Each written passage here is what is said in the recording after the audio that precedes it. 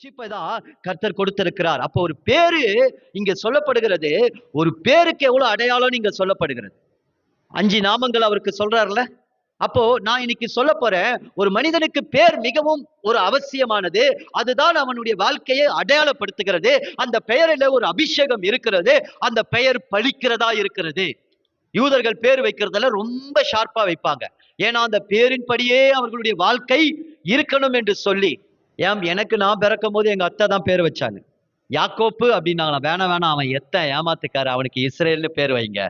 அவன் தேவனுடைய இளவரசன், தேவனுடைய குமாரனா இருப்பான். அந்த ஆசீர்வாதத்துக்கு அவனுக்கு இருக்கட்டும். இன்னைக்கு வரைக்கும் ஆண்டவர்கிட்ட போராடி ஜெயிக்கிறவனத்தான் கர்த்தர் என்ன வச்சிருக்கிறாரு. அந்த இஸ்ரேல் எப்படியோ அதே போலதான் இந்த இஸ்ரேலையும் கர்த்தர் போராடி ஜெயிக்கிறவனாத்தான் கர்த்தர் வச்சிருக்கிறாரு. எனக்கு அன்பானவர்களே, அப்ப இன்னைக்கு நம்ம பார்க்க போறோம் அந்த நாமங்கள்ல இருக்கக்கூடிய 5 ஆசீர்வாதங்கள், 5 அடையாளங்கள். இன்னைக்கு கிறிஸ்து பிறப்பின் பண்டிகை கொண்டாட வந்திருக்கிற தேவ ஜனமே, நீங்க எத்தனையோ துயரங்களோடு வந்திருக்கலாம், எத்தனையோ எதிர்பார்ப்போடு வந்திருக்கலாம், எத்தனையோ கவலைகளோடு வந்திருக்கலாம். எனக்கும் இருக்கு, உங்களுக்கும் இருக்கு. அது கிறிஸ்து இயேசுவுக்குள்ள ஆவிக்குரிய காரியமா இருக்கலாம். ஒருவேளை இந்த சரீர வாழ்க்கையில சில நன்மைகள் நமக்கு குறைவுபட்டு வந்திருக்கலாம். நான் சொல்றேன், இந்த 2025ஆம் ஆண்டு கிறிஸ்துமஸ் உங்களுக்கு ஒரு அற்புதத்தின் ஆண்டா இருக்க போகிறது. ஆமென். அதை நீங்க வாஞ்சிங்க. இன்னைக்கு ஆண்டவர் அப்படிப்பட்ட ஒரு நன்மையை நமக்கு கொடுக்க போகிறார். அப்போ முதலாவது நாமம், நான் நேரா செய்திக்கு நேராக வருகிறேன். முதலாவது இந்த 5 நாமத்திலையும் அந்த ஆசீர்வாதத்தை நான் சுதந்திரித்துக் கொள்ளணும் அப்படின்னா, முதலாவது நான் ஒரு காரியத்தை செய்யணும். அதை நான் சொல்லிட்டு அந்த 5 நாமத்தை சொல்றேன். இந்த ஃபெஸ்டிவல் ஆஃப் கிவிங். அவர் கிவன் கொடுத்தாரு, நான் கிவிங், நான் என்ன கொடுக்கணும். ஒரு அழகான ஒரு பாட்டை சின்ன பிள்ளை என் பாப்பா கூட அந்த பாட்டை பாடியிருக்கா. என்ன கொடுப்பேன் நான், என்ன கொடுப்பேன் ஆண்டவரே, என்னையே நான் கொடுப்பேன் அப்படின்னு சொல்லி அழகான ஒரு பாடலை பாடியிருக்கிறாங்க. அப்போ த ஃபெஸ்டிவல் ஆஃப் கிவிங். அப்ப என்ன அப்படின்னா, நான் என்ன கொடுக்கணும்? இந்த இயேசுவை குறித்த நற்செய்தியை மற்றவங்களுக்கு கொடுக்கணும். First point. ரெண்டாவது, என்னுடைய பொருளாதாரத்திலிருந்து இந்த சுவிசேஷ ஊழியத்தை, என்எம்எஸ் ஊழியத்தை நம்ம தாங்கணும். ஏன்னா நீங்கள் பெற்றுக்கொண்டிருந்த இந்த ஆனந்த பாக்கியத்தை, இந்த ரட்சிப்பின் சந்தோஷத்தை இன்னும் எத்தனையோ ஜனங்கள் அறியாமல் இருக்கிறார்கள். அப்போ ஃபெஸ்டிவல் ஆஃப் கிவிங் கொடுப்பதுதான். அப்ப என் வாழ்க்கையில நான் இந்த வருஷத்துல என்ன கொடுத்திருக்கிறேன்? அப்ப என் பொருளாதாரத்திலிருந்து ஊழியம் செய்யணும். நற்கிரியைகள், அது பிதாவை மகிமைப்படுத்தும். நற்கிரியைகள் செய்யணும். இந்த நாள்ல நற்கிரியைகள் செய்யணும். இந்த மாதங்கள்ல நம்ம அதிகமா செய்யணும். நமக்கு ஒரு வாய்ப்பு, நமக்கு ஒரு ஓப்பன். நம்ம செய்யும் போது இன்னைக்கு உலகமே திரும்பி பார்க்குது. இன்னைக்கு ஒரு பிரதர் எனக்கு போன் பண்ணி சொல்றாரு, என் நண்பரு, அவர் போன் பண்ணி சொல்லும் போது சொல்றாரு, இன்னைக்கு ஒரு முக்கியமான நாள், உங்களுக்கு இயேசு பிறந்திருக்கிறாரு அப்படின்னு சொல்லி நேத்தே வாழ்த்துறாரு. இது எப்படியோ, அவர் இன்னைக்கு பிறந்தாரோ பிறக்கலையோ, அவர் எப்ப பிறந்தாரோ நமக்கு தெரியாது. பட் ஒரு டேவை நம்ம செலக்ட் பண்ணி ஆராதிச்சுட்டு இருக்கிறோம். அது முக்கியம் அல்ல. ஆனா பாருங்க, இந்த டே அப்போ எங்கேயோ இருந்து ஒரு ராஜேஷ் என்கிற சகோதரன் போன் பண்ணி சொல்றாரு, இயேசு பிறந்திருக்கிறார் அப்படின்னா, டு சேம் விஷஸ், இயேசு உங்களுக்காகவும் பிறந்திருக்கிறார், இயேசு உங்களையும் நேசிக்கிறார்.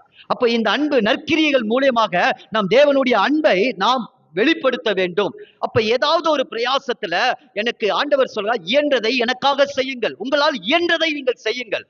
அப்போ த ஃபெஸ்டிவல் ஆஃப் கிவிங், நீங்க என்ன ஆண்டவருக்கு செய்திருக்கிறீங்க, நம்ம ஆண்டவருக்கு செய்யணும். அததான் ஆண்டவர் எதிர்பார்க்கிறார். ஏதாவது ஒண்ணு செய்யணும். என் பிள்ளைகளுக்கு நான் சொல்லிக் கொடுக்கிறது அதான் ஒண்ணுதான். இந்த வாலிப நாட்கள்ல ஏதாவது ஒரு சின்ன ஊழியத்தை செய்யுங்க, சின்ன நற்கிரியைகளை செய்யுங்க. ஒரு பாய் வெறிங்க, ஒரு சின்ன பொருளை எடுத்து இப்படி வைங்க. இன்னைக்கு ஆலயம் நடக்க போகுது, இன்னைக்கு இங்க நடக்க போகுது, இந்த குப்பை பாக்கெட் எடுத்து அப்படி வைங்க. இப்படி கீழே கிடக்கிற டீ டம்ளரை கூட எடுத்து அப்படி போடலாம். சின்ன ஹெல்ப். இந்த சின்ன பிகினிங்ல இருந்துதான் பெரிய காரியத்தை நம்மளால செய்ய முடியும். பெத்லகேம் என்கிற ஒரு சின்ன ஊரு, உலகத்துல மைய பகுதி, ரொம்ப ஒரு சின்ன கிராமம் மாதிரி வச்சுக்கோங்க. அந்த இடத்துலதான் இயேசு பிறந்தார். ஆனா அவர் எப்படி இந்த உலகத்துக்கே கர்த்தர் அவருடைய நாமத்தை மகிமைப்படுத்தினார். என கண்பானவர்களே, அப்ப நாம என்ன சொல்ல, அதுதான் சாட்சி, அதுதான் ஹோலி லைஃப், அதுதான் தேவனுடைய பரிசுத்த தேவ சாயலை நம்ம வெளிப்படுத்துகிற காரியமே த ஃபெஸ்டிவல் ஆஃப் கிவிங். நான் இதை சொல்றேன் அப்படின்னு சொன்னா, நான் ஏதோ பிரசங்கத்துக்காக இதை சொல்றேன் அப்படின்றதுக்காக அல்ல, ஏதோ உங்களுக்காக உங்களை செய்யுங்கன்னு சொல்லி உங்களை ஊக்குவிக்கிறதுக்காக அல்ல. நாங்கள் செய்து கொண்டு இருக்கிறோம். நவம்பர் மாதத்துல இருந்து நாங்கள் பலவிதமான ஊழியத்தை செய்து கொண்டு இருக்கிறோம். பட்டினியோடு மனைவி பிள்ளைகளை விட்டு எவ்வளவு நற்கிரியைகள், எவ்வளவு சுவிசேஷங்களை செய்து இன்னைக்கு இந்த நாள்ல இங்க வந்து தேவனுடைய வார்த்தையை சொல்லி கொண்டு இருக்கிறோம். எனக்கு அன்பான ஆண்டவருக்காக செய்யுங்க, ஆண்டவருக்காக செய்யுங்க. த ஃபெஸ்டிவல் ஆஃப் கிவிங், ஆண்டவருக்காக. நீங்க என்ன கொடுக்க போறீங்க? சுவிசேஷத்தை கொடுங்க, பொருளாதாரத்தை ஊழியத்துல தாங்குங்க, நற்கிரியைகளை செய்யுங்க. அதுதான் தேவ சாயல், அதுதான் பரிசுத்த வாழ்க்கை, அதுதான் உங்க சாட்சியாய் இருக்கிறது. அப்போ இப்படி நீங்க செய்யும்போது எனக்கு அன்பானவர்களே, ஒரு தாய் ஒரு வாலிபன் வந்து ரொம்ப மோசமா போயிட்டான், ரொம்ப மோசமா போயிட்டான். ஆனா அந்த தாய் கண்ணீரோடு ஜெபித்து அந்த வாலிபனை, ஆண்டவரே நீங்க எடுத்துக்கோங்க. தம் பிள்ளையே முதல் பலனையே என்ன செஞ்சாங்க? அவன் கீழ்ப்படிய மாட்டேங்கிறான், அவன் சரியா இல்ல, உலக பிரகாரமா போயிட்டான். ஆண்டவரே நீங்க அவனை எடுத்துக்கோங்க, எனக்கு அந்த பிள்ளை வேண்டாம், நீங்க அவனை எடுத்துக்கோங்கன்னு சொல்லி தன்னை சாக்ரிஃபைஸ் பண்ணி முழங்கால்ல நின்னு கண்ணீரோடு அந்த தாய் ஜெபித்தாங்க. கர்த்தர் 2005 மே மாதம் 26ஆம் தேதி மத்தியானம் 2:30 மணிக்கு இயேசு அவரை தொட்டார். இயேசு அவர் உள்ளத்திலே பிறந்தார். ஒரு தாய் கிவிங் கொடுத்ததுனால, கண்ணீரை கொடுத்து ஜெபித்ததுனால அந்த பிள்ளையை நீங்க எடுத்துக்கோங்கன்னு, அது யாரும் இல்லை, அது நான் தான்.